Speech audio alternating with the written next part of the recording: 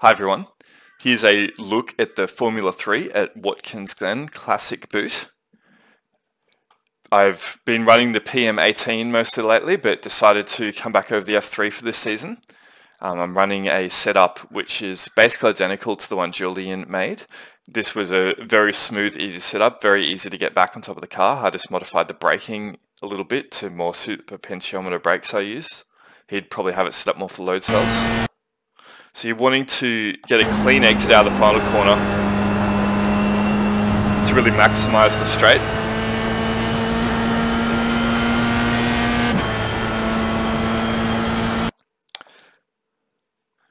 Now down to just before the 100 marker into fourth, and you're wanting to kind of lug the engine. Now it's very tempting to try and downshift into third, which would be right at the top of the rev range, but I find then you have to go through an unnecessary both downshift and upshift. This car likes to pull from low revs. It's got quite a good torque band. So you're making sure you bring the car into the apex, taking about a medium apex, which you can then push the car out and still not hit the grass. If you're trying to brake too late into turn one and you're missing the apex, so you're really having to oversteer the car to bring it in, you're losing a lot of exit momentum. So just nice, gentle into the apex and accelerating hard out. Not using too much of the track, just enough that's acceptable.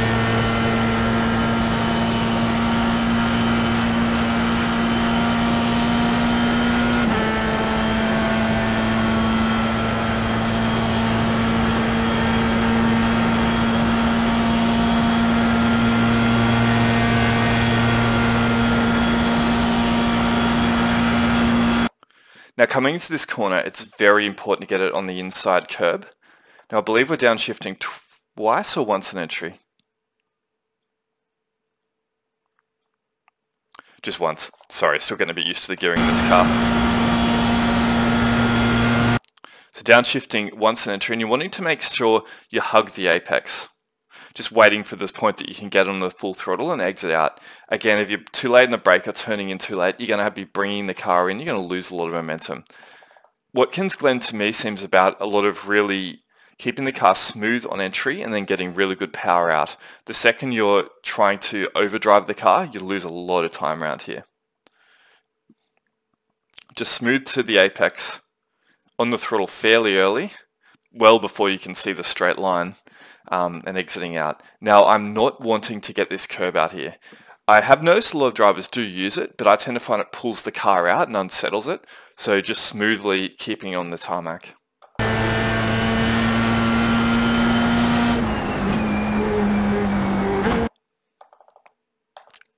So this is another corner you're going to be waiting a fair while for the corner to open up.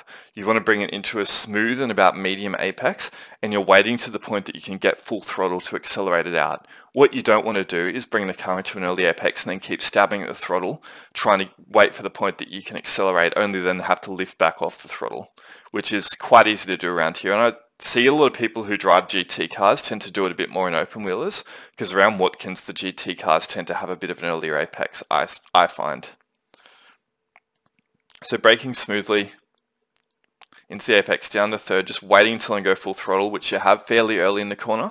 The F3 car has a very good front end, and you can really get in the throttle and continue to add steering lock and it will rotate well.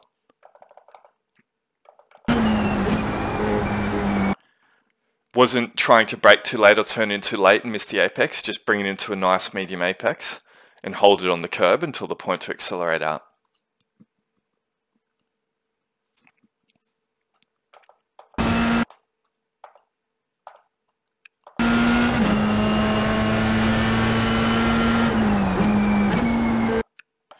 So at this corner, I was actually quite surprised how much front end this F3 car had after having not driven it much lately.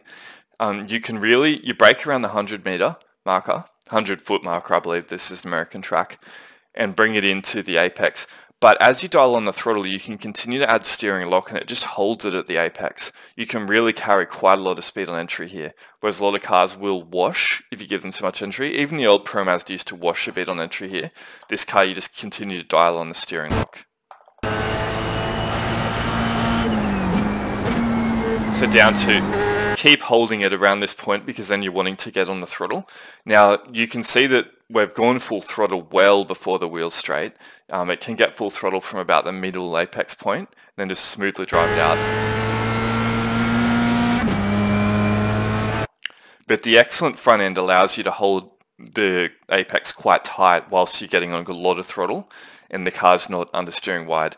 I tried to make a setup before the VRS1 was out and it was getting a bit of understeer through here, but this downforce level really can hold the apex right.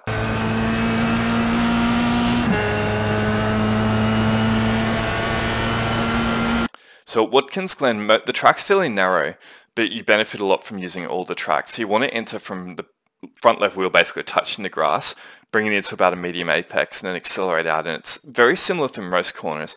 The corners are fairly basic, but it is the type of track that if you're trying to brake too late and putting too much energy unnecessarily into the car, you can lose a lot of time trying to catch it and force it into the apex. So here I'm again just braking smoothly, downshifting, waiting to about the middle apex point, accelerating out. You can trail it in here a lot, but I find that this car doesn't quite need you to drag the front end as much on the brakes. It is quite happy just to rotate off the brake, which is a good characteristic.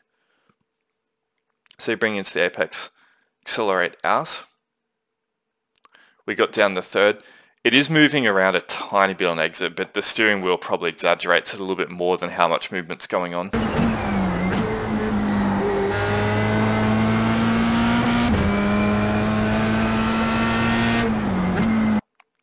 Now this corner here, it's important to carry a fair bit of speed into the corner and you want to take quite a late apex so that you can quickly accelerate in a more straight line and get out, as there's a medium-sized run between here and the last corner and it's important to accelerate smoothly out of this, I guess, long degree corner.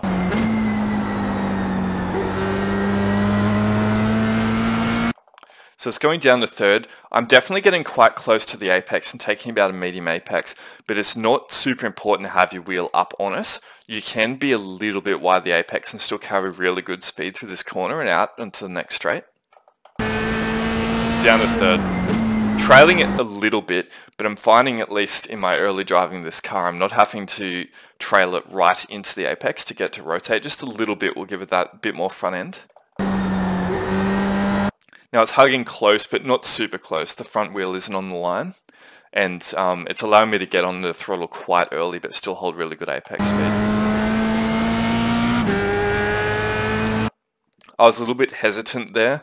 Going full throttle, was holding it about 80-90% for a while, because what you don't want to do is get in the throttle and run wide and either catch the grass or the wall, which is very easy to do here. You see a lot of people doing it in races. If you're running in the middle of the pack, a car grabbing the wall on the outside of this corner is quite a common occurrence. Now this corner should be flat. You just want to enter wide, bring it into the apex, but you should not be lifting it all through here.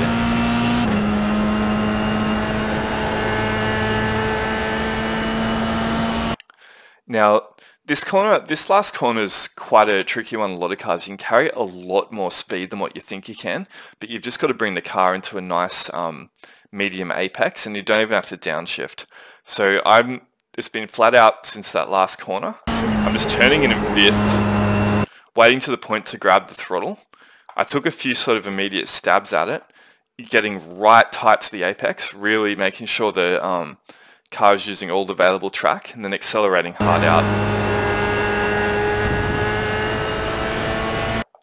And there was absolutely no need to downshift in the fourth there. I see it's in a lot of cars, a lot of drivers using different gearing through this last corner. It was the same in the old Pro Mazda actually. Some would downshift through here, but I find that if you just hold it in the right gear and you focus on carrying as much apex speed as you can, it can get out of there in fifth just fine. Nice run, holding a reasonably tight line and not using much outside curb, as again that tends to catch the car and spear it into the wall.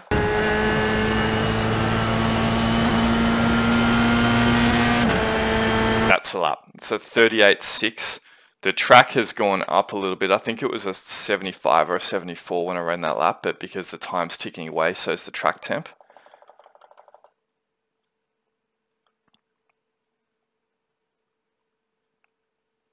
So great track in this car. Actually, this is a great track in basically any car, and should be a good week's racing. Here's the lap in full speed.